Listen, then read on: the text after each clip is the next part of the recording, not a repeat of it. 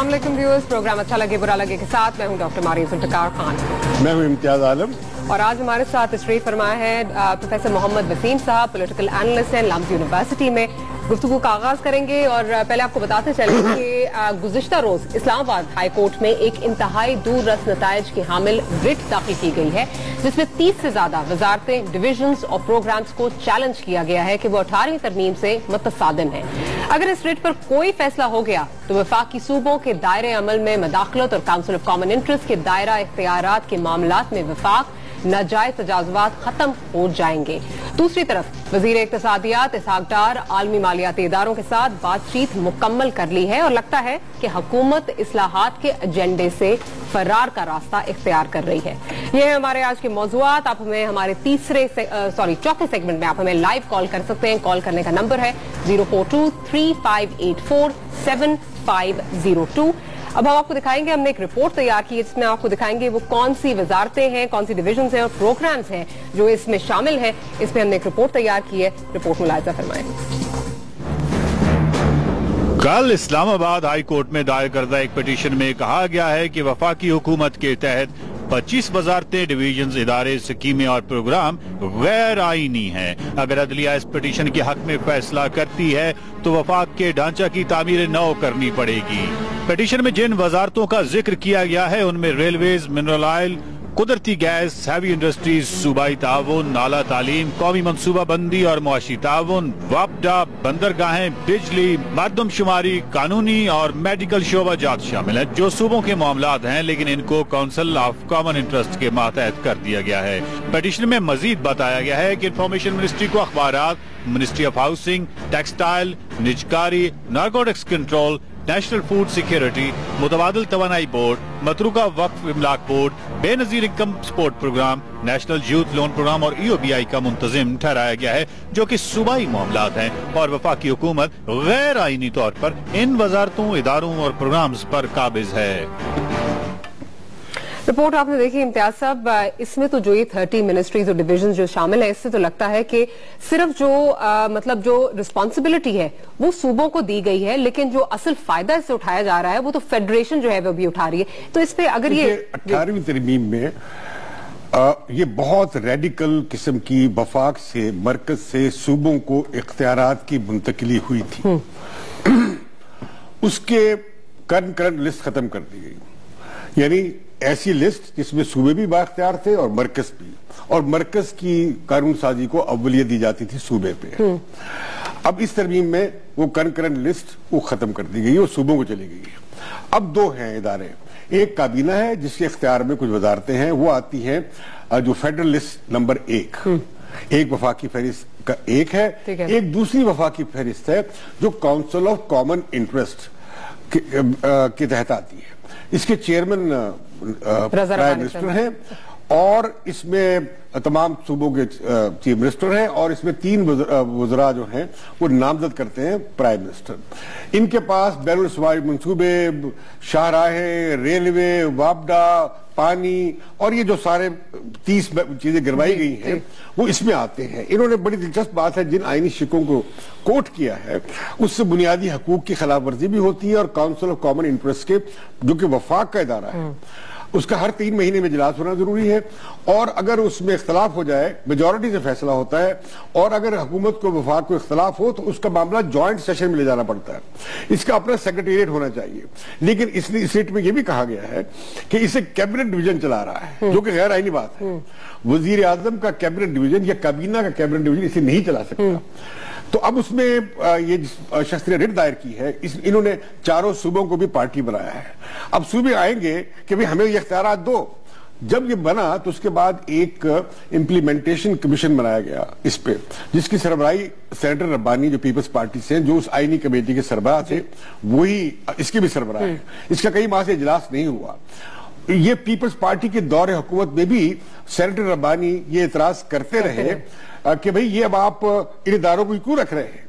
मतलब जैसे higher education commission है, तालीम है, सेहत के कुछ है, या और ये जैसे मंशियात है या नारकोटिक्स कंट्रोल है या वजारत इतलात के भी बहुत सारे काम वो भी सूबों को जाने हैं।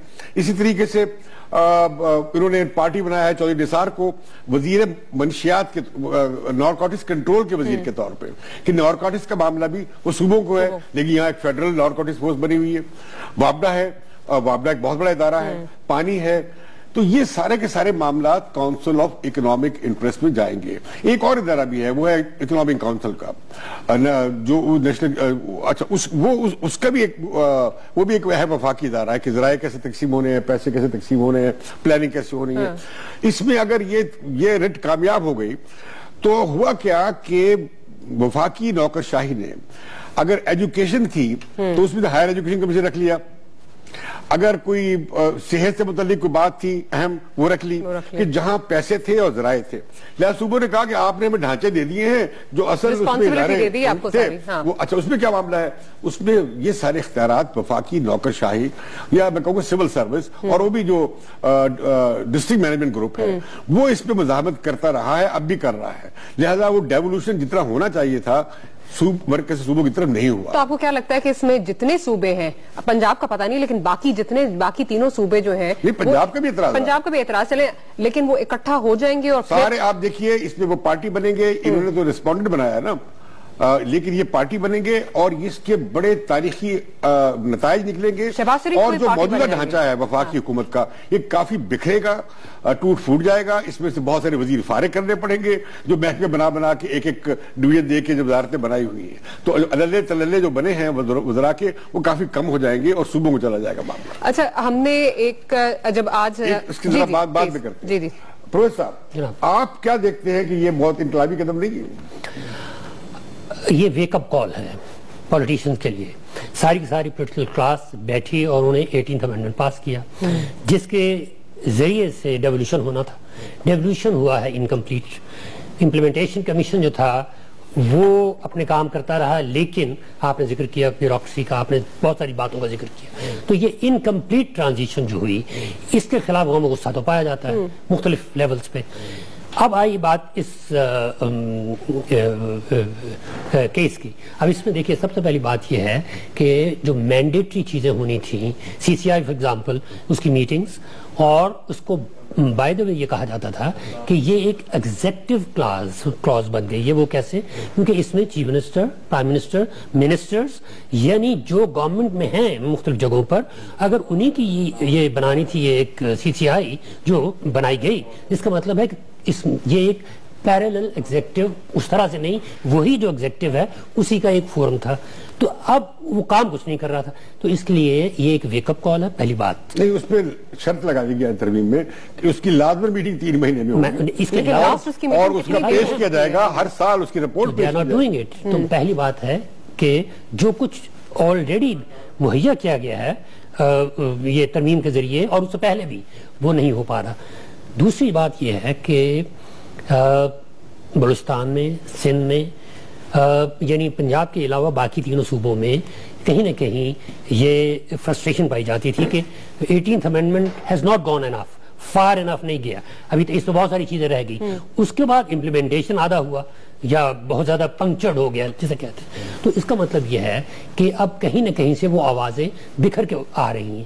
یہ سوال اٹھتا ہے یہاں ایجنسی کا، ایجنسی کون ہے یہاں پہ؟ وہ آپ نے کہا کہ یہ پارٹیاں بنیں گی، یہ پارٹی ہے نہیں، تو پھر کون ہے؟ کیا یہ سندھ حکومت ہے؟ کیا بلوچستان حکومت ہے؟ کوئی نہیں لگ رہا۔ تو حکومتیں 5 ہیں جن میں سے 4 اس میں کہی گئی ہیں افیکٹڈ ہیں، وہ چاروں کی چاروں ہیں نہیں اس میں، تو یہ ایک نہیں، اس میں پارٹی نہیں، انہوں نے 7 نمبر سے لے کر 30 تک کو کہا ہے کہ یہ جواب دے، پہلے جو 4 جو ہے نا چیف منسٹرز کو جو بلایا ہے ان کے چیف سیکرٹریز کو، وہ انہیں بلایا ہے گواہ کے طور پہ، لگتا ہے کہ وہ آئے کہیں گے جی دیکھیے 18ویں ترمیم ہو گئی اور وفاق سے ہمیں یہ اختیارات اور محکمے اور ذرائع جانے تھے۔ آپ کو یاد ہوگا کہ بڑا سوال اٹھا صوبوں میں کہ جی آپ نے ڈیولوشن تو کر دیا ہے، ہمارے پاس نہ ذرائع ہیں، اور جو ان وزارتوں میں اور محکموں میں جو اصل مال کے ادارے تھے، جیسے ای او بی آئی ہے، جیسے اس کے اندر بیریز انکم سپورٹ پروگرام ہے، یہ بھی فیڈرل نہیں ہو سکتا اس ترمیم کے تحت، اسے بھی صوبے میں جانا چاہیے، جیسے فوڈ سیکیورٹی کا معاملہ ہے، جیسے ریلوے ہے، جیسے وابڈا ہے۔ اب آپ دیکھیے نا پاکستان وابڈا کا بجٹ 2 صوبوں سے بڑا ہے، के पी और बलूचिस्तान को मिला लिया जाए बजट को तो वापडा का बजट बड़ा है, रेलवे कितना बड़ा इदारा है। अब ये सब के सब वफाकी कंट्रोल में है। अब इस तरमीम के तहत इन्हें जाना चाहिए काउंसिल ऑफ कॉमन इंटरेस्ट की तरफ। हुकूमत फैसले खुद नहीं कर सकती। अब पाकिस्तान में अजीब डायनामिक्स है। पहले लड़ाई हुई सूबाई खुदमुख्तारी के लिए, इसमें सूबाई कौम परस्तों ने भी बड़ा जोर डाला, और लेकिन अब क्या हो रहा है कि सूबे से जानी थी डेवोल्यूशन होके अदम इर्तिकाज इख्तियार जो है वो जाना था जिलों को, और जिलों से जाना था तहसील को और मकामी काउंसिल को। अब जिले, अब देखिए ना, पीपल्स पार्टी की हुकूमत भी इंतखाबात नहीं करवा रही, PMLN की हुकूमत भी इंतखाबात नहीं करा रही, इमरान खान की हुकूमत भी इंतखाबात नहीं करा रही, करवाए तो सिर्फ डॉक्टर मालिक की हुकूमत ने बलूचिस्तान में। अच्छा, अब उसमें भी जो बलूचिस्तान में भी जो बिल है वो भी ज्यादा इख्तियार मुंतकिल नहीं करता। तो मैं समझता हूँ एक नई लड़ाई होनी चाहिए। एक तो ये कि मुकम्मल इसकी इम्प्लीमेंटेशन हो, दूसरा ये कि सूबों से जिले को इंतखाब। अच्छा, हमने आज कुछ सेनेटर्स से भी बात की, सेनेट का सेशन था, सेनेटर से बात की कि उनका वो क्या कहते हैं, उनका क्या रद्द अमल है इस पे, वो भी हम दिखाते हैं, आपको दिखाते हैं उनका क्या कहना था। कि देखिए, आप आइन की खिलाफ वर्जी कर रहे हैं, आपको इख्तियार ही नहीं है कि जब डिवोल्यूशन हो गई और सारी चलेगी सूबों में तो आपका क्या हक बनते हैं। जिस तरह हेल्थ यहाँ मिनिस्ट्री बन रही है, एजुकेशन बन रही है। हम बिल्कुल हक में है कि सूबों को बाख्तियार होना चाहिए और सूबाई खुद मुख्तारी उन्हें मिलनी चाहिए। अगर ये आइन ये कहता था कि 10 साल के अंदर इनको सूबाई खुद मुख्तारी मिलेगी, लेकिन अगर 10 साल बाद नहीं 35 साल बाद मिली है तो अब उनका हक है कि उनको दे दी जाए। तो मैं भी समझता हूँ बतौर एक कानून के तालिब इल्म के कि 18वीं तरमीम के बाद ये जो है सूबाई खुद मुख्तारी को, और वो जो स्प्लिट हो गई है और उसको अलग अलग कर दिया गया है सारे सब्जेक्ट्स को, तो उसमें ये कुछ वजारतें ऐसी हैं जिनके पीछे वो फोर्स ऑफ कॉन्स्टिट्यूशन या फोर्स ऑफ लॉ नहीं है। CCI में इस मसले को ले जाना चाहिए जिसमें प्राइम मिनिस्टर, चारों चीफ मिनिस्टर होते हैं, गिलगित बल्तिस्तान भी, और इस मसाइल का हल वहाँ पे है। अच्छा प्रोफेसर बताइए, ये अदलिया में क्यों जाया जाए, ये पार्लियामेंट क्यों नहीं करती? ये आपने नुक्ते की बात कर दी, जिसे हम कहते हैं जुडिशलाइजेशन ऑफ पॉलिटिक्स। बहुत सारे मुल्कों में जहाँ पे सियासी मामलात सियासी तौर पर हल नहीं हो पा रहे, वहाँ ये इनिशिएटिव सारे का सारा पार्लियामेंट से निकलकर नॉन पार्लियामेंट्री फोर्सेस पे चला जाता है, कई तरीकों से फौज के पास, और अब पिछले 1-2 दिहाइयों में अदलिया के पास। तो ये कोई यूनिक फिनोमिना नहीं है। पाकिस्तान में कोर्ट के पास बहुत सारे मामला पिछले सालों में गए, कोर्ट हाइपर एक्टिव है, और इस लिहाज से अगर हम देखें तो ये मामला जो बिल्कुल सियासी नौइयत का है और ये पार्लियामेंट में उठाया जा सकता था, वो कोर्ट में है। वो जो सियासी तौर पे जो उस वक्त पार्टियां थी, उन 13 पार्टियों में से 9 जो थी वो जिसे हम आमतौर पे कहते हैं एथनिक पार्टीज, वो था पैनल सारे का सारा कॉन्स्टिट्यूशनल फोरम वाला जिसने ये पास किया, ये एक ही ठीक है ना। उसमें इस वक्त क्यों नहीं वो बातचीत हो पा रही? सबसे बड़ी जो बात है, क्योंकि उनमें से कई पार्टियां हैं जो हुकूमत का हिस्सा बलूचिस्तान में, सिंध में, और इधर जहां भी हमें नजर आती हैं पार्टियां, वो पार्टियां इनिशिएटिव नहीं ले पा रही। एक तो उसका ये उनका जो एलिगेशन है वो ये है कि PML का एक रोलर कोस्टर है और बहुत ज्यादा हैवी मैंडेट है इनका, और एक सूबे का है, और इस लिहाज से वो सियासी तौर पर बातचीत नहीं कर रहे। प्रोफेसर साहब, इस पे हम मजीद गुफ्तगू करेंगे, लेकिन अभी हमें एक छोटी सी ब्रेक लेनी है। ब्रेक के बाद दोबारा हाजिर होंगे और मौजू को आगे बढ़ाएंगे।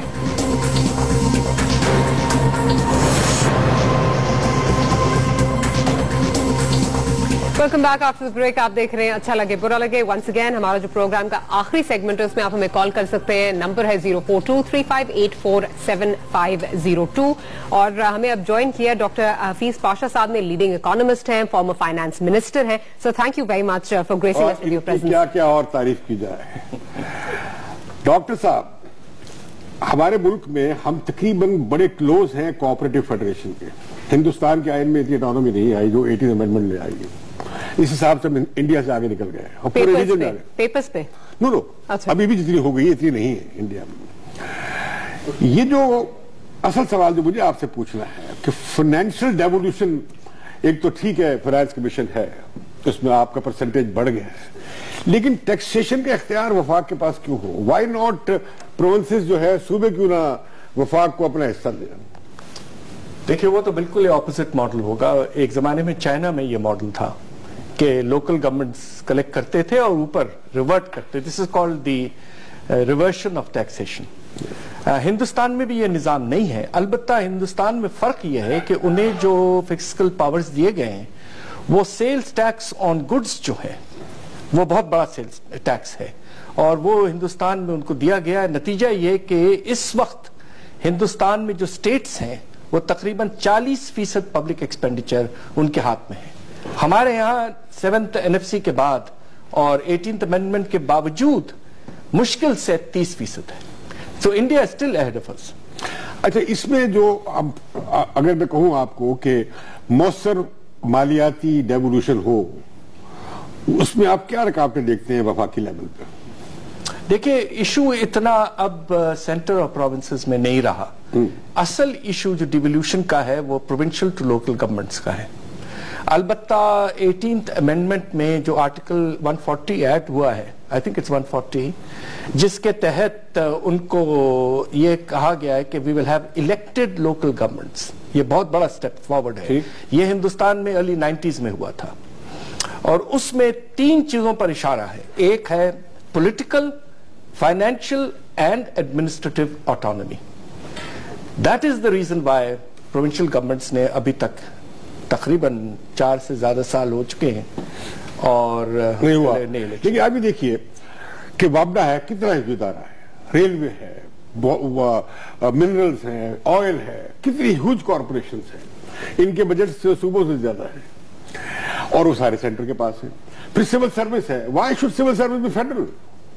دیکھیں اس میں اب دیکھیے نا, اب مینوپولیٹ کرتا ہے نا وفاق, کون جائے چیف سیکرٹری, کون جائے آئی جی. نہیں, اس میں ایک چیز ہے.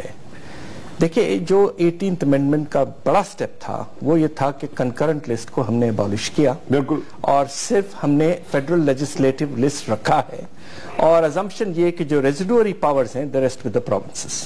مگر فیڈرل لیجسلیٹو لسٹ میں 2 حصے ہیں. There is a list 1 and there is a list 2. The list 2 is where all 5 governments have to be involved. Council of Common Interest. Yes, and that's where the Council of Common Interest comes. یہ جو rate کی گئی ہے نا ابھی, وہ یہی کہہ رہی ہے کہ آپ لوگوں نے Council of Common Interest کے اختیارات لے لیے ہیں جو کہ آپ نہیں لے سکتے, بلکہ اسے رکھا گیا کیبنٹ ڈویژن کے تحت جو کابینہ کا ہے. مگر اس میں بھی ایک چیز واضح کر دوں کہ Council of Common Interest is kind of a dispute resolution body. It is not an executive arm of government.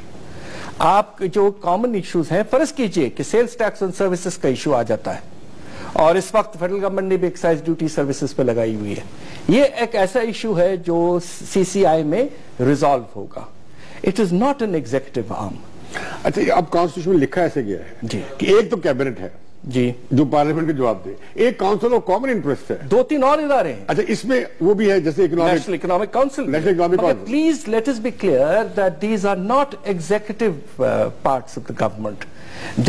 اس کا رول جو ہے آپ کے CCI کا is a kind of common issues پہ جو فیڈرل لیجسلیٹو لسٹ 2 میں ہیں ان کے ایشوز کی ریزالو کرنے کے لیے. ایک اور بات آ گئی اس میں, یہ آ گیا ہے کہ یہاں کا جو فیصلہ ہوگا بائنڈنگ ہوگا, اور اگر حکومت اختلاف ہے کیبنٹ کو یا پرائم منسٹر کو, وہ جائے گا جوائنٹ سیشن آف پارلیمنٹ میں, وہاں پر فیصلہ ہوگا.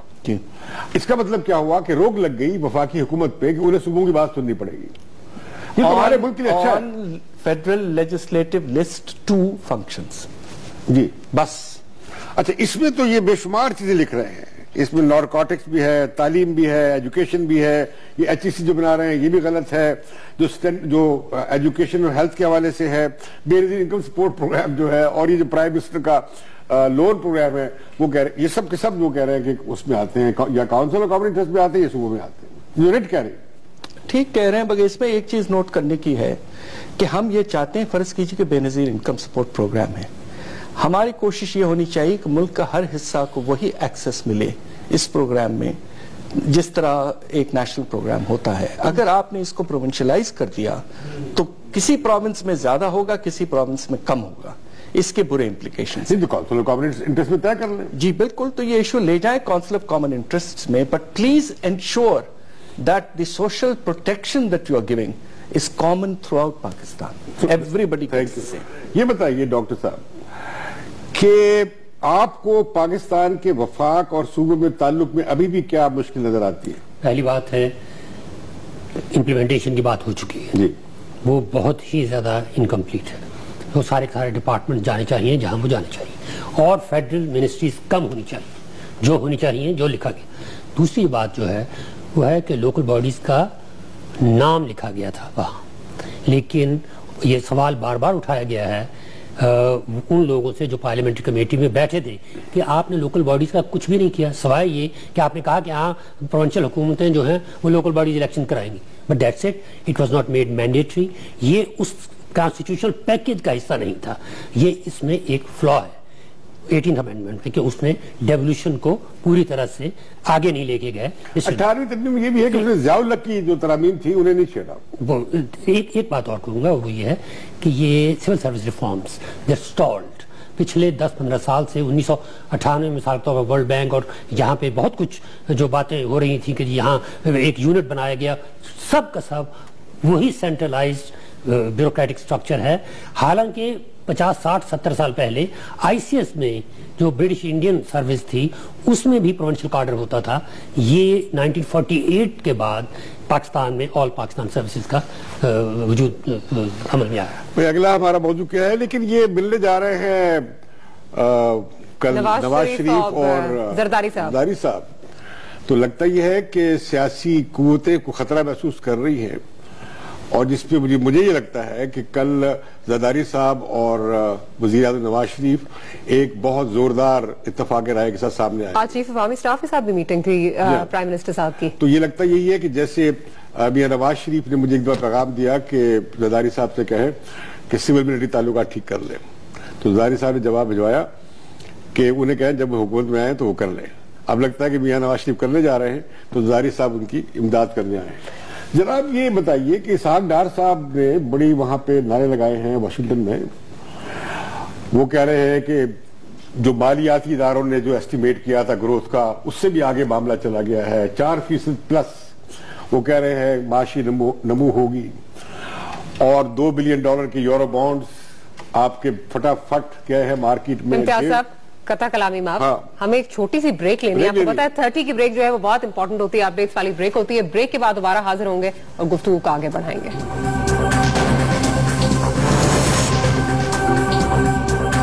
Welcome back after the break. آپ دیکھ رہے ہیں اچھا لگے برا لگے ہمارے آخری سیگمنٹ جو ہے جو کہ نیکسٹ سیگمنٹ ہے، اس میں آپ ہمیں کال کر سکتے ہیں 042-3584-7502. اچھا امتیاز صاحب، جو واشنگٹن میں عالمی مالیاتی ادارے ہیں ان کے ساتھ کیا بات چیت ہوئی؟ اور اب لگ رہا ہے کہ حکومت جو ہے وہ فرار ہو رہی ہے IMF پروگرام سے، لگتا ہے کہ اب بھاگنے کے چکروں میں. ڈاکٹر صاحب کیا ہوا؟ آپ بڑے باخبر آدمی ہو.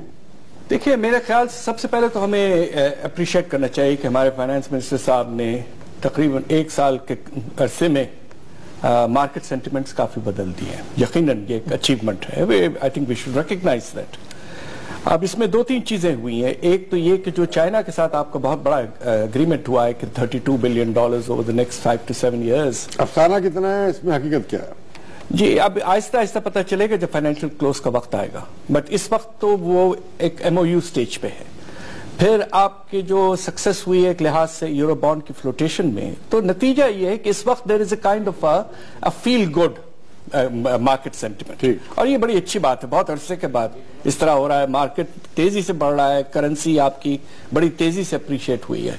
مگر ہر چیز کے باوجود ابھی بھی آپ کی ریزرو پوزیشن یہ ہے کہ آپ اس وقت $5 بلین پہ کھڑے ہوئے ہیں، اور جب آپ کے یورو ڈالرز آ جائیں گے تو 7 ہوگا، وہ تقریباً 1.5 مہینے کے ریزروز ہیں.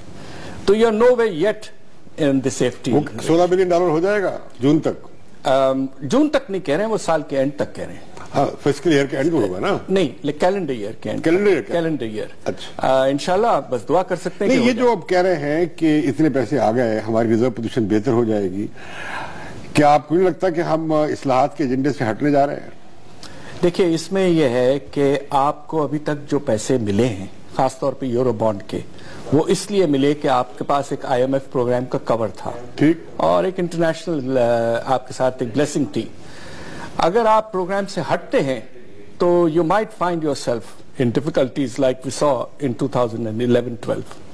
تو یہ سوچ سمجھ کے گورنمنٹ کو چلنا چاہیے. ابھی تک you not yet fully out of the woods, کہ ہم ابھی مشکلات سے نہیں نکلے گا. آپ کو اگلے سال $2 بلین واپس کرنے ہیں IMF کو. ڈاکٹر لگتا ہے یہ بتائیے کہ وزیر خزانہ نے کہا ہے کہ ٹیکس نیٹ کو بڑھائیں گے. ہم نے دیکھا پچھلے 10 مہینے میں کہ حکومت نے جو اتفاق کیا تھا IMF سے ٹیکس نیٹ کو بڑھانے کا اس پہ عمل نہیں کیا. پھر وزیر اعظم نے ایک پیکج دے دیا جس میں انہوں نے رعایات دے دی اور جو نوٹس ایشو ہونے تھے کوئی 30 لاکھ نئے ٹیکس دہندگان کے لیے وہ کچھ نہیں ہوا. ہماری ٹیکس GDP ریشو ساری ہے 8-9%. یہ ملک کیسے چلے گا بغیر ٹیکس کے؟ اور کیا لگائیں گے یہ لوگ ٹیکس؟ وہ کہہ رہے ہیں ہم ایکسپینڈ کریں گے, اب تو پیسے آ گئے, اب کہیں گے ہم کیوں لگائیں؟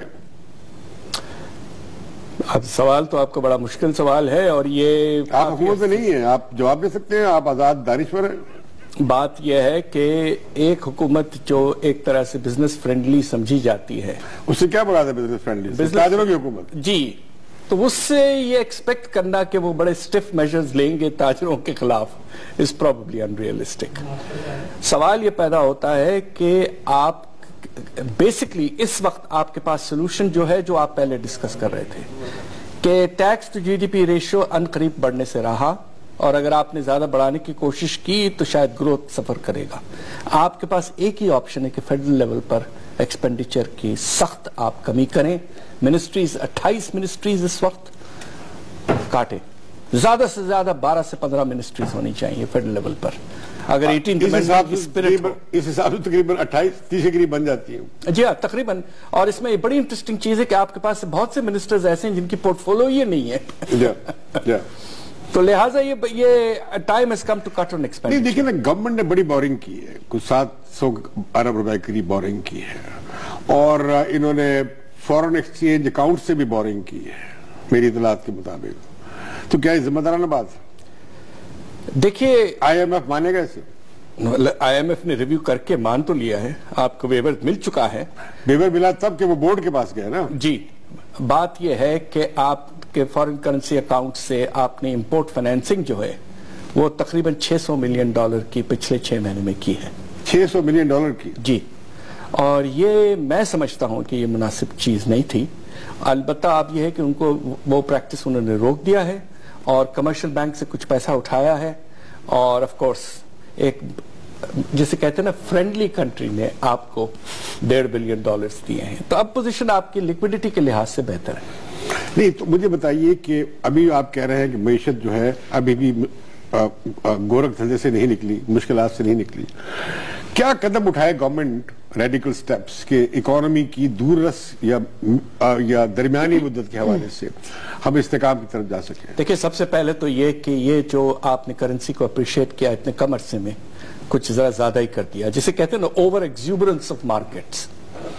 اور آپ نے 1 مہینے کے اندر تقریباً روپے میں 12 روپے کی کمی کی ہے with respect to the dollar. اس کا برا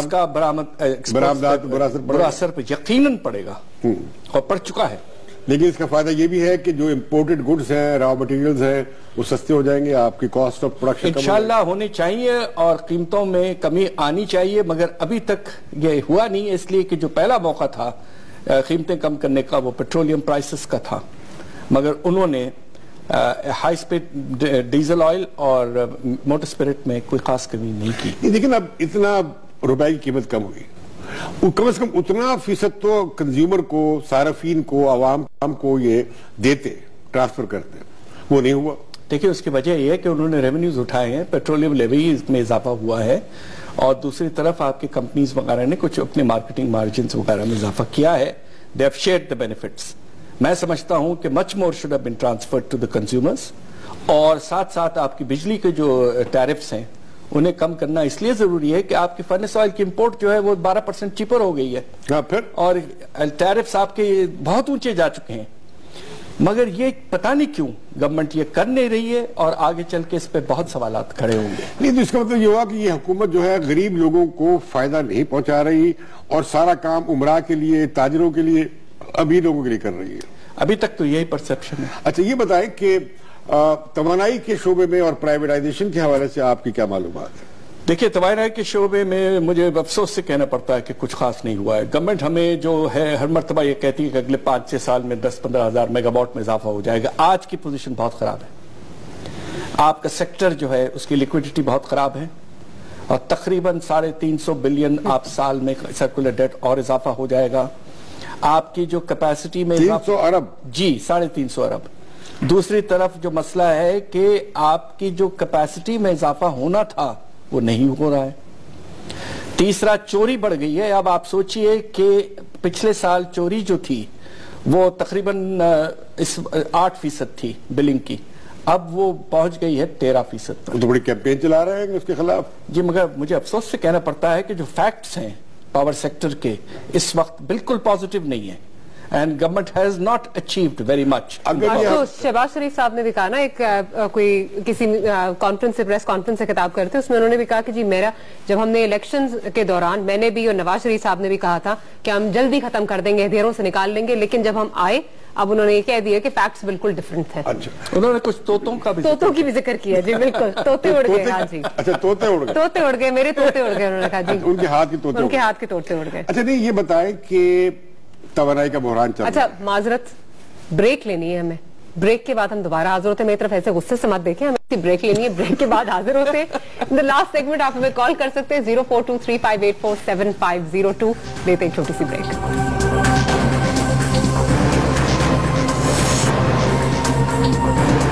welcome back after the break. आप देख रहे हैं अच्छा लगे बुरा लगे। अच्छा इम्तियाज साहब, बात बड़ी हो रही है, सूबों को पावर्स देने की, आइन में तरमीम की बात हो रही है, लेकिन इस वक्त तो लगता है कि ये गवर्नमेंट जो है या और ब्यूरोक्रेसी भी जो है ये पंजाब इसको डोमिनेट कर रहा है। सो क्या कहेंगे इस पे आप?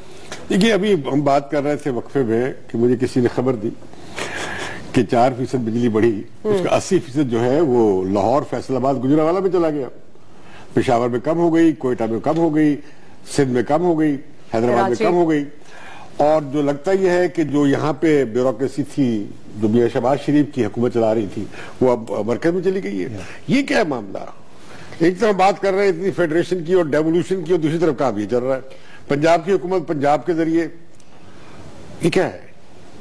अब बहुत अर्सा तक तो चलता रहा ये कि ये पाकिस्तान जो है ये मुहाजिर पंजाबी स्टेट है।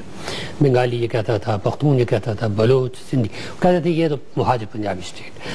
और 70-80 की दहाई में आके मुहाजिर अपने आप को बहुत ज़्यादा एलिनेटेड फील कर रहा था। तो पिछले 25 साल से आप देखेंगे इयन टालबर्ट मिसाल के तौर पर स्कॉलर जो हैं इंग्लैंड के, यूनस समद ने लिखा है इसके ऊपर, वो टर्म यूज़ करते हैं पंजाबाइजेशन of the state in Pakistan.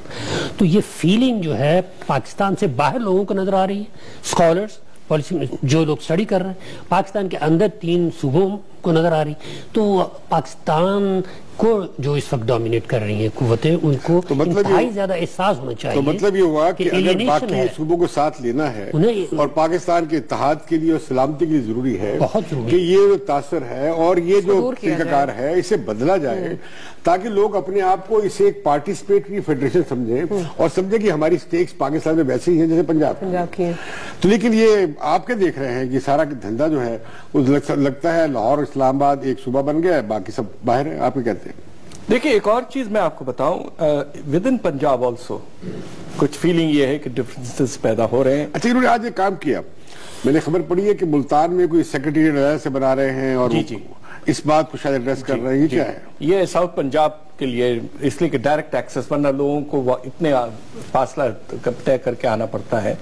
मगर Punjab is a province now of almost 100 million people, और लाहौर से काम चल नहीं सकता, आपको डिसेंट्रलाइज करना पड़ेगा। और मॉडल जो आपको फॉलो करना चाहिए वो एसेंशियली डिस्ट्रिक्ट बेस्ड मॉडल है।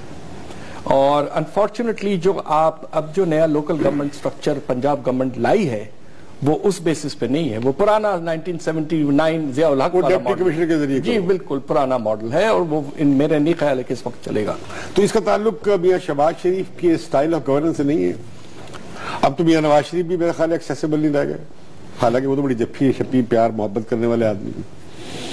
जी मेरा ख्याल ये कि मेरी खुशकिस्मती है, मैंने कुछ अरसा इनके साथ काम किया है, और आप बिल्कुल ठीक फरमाते हैं कि नवाज शरीफ साहब जो है बहुत ही खुश मिजाज और ख्याल करने वाली शख्सियत हैं। और शहबाज शरीफ साहब में एक बात यह है कि अगर माइक्रो मैनेज को जरा ज्यादा करते हैं मगर मेहनत बहुत बेपनाह करते हैं। ये बात ठीक है, इसीलिए रेटिंग में कोई कॉल वगैरह आपको नहीं आ रही?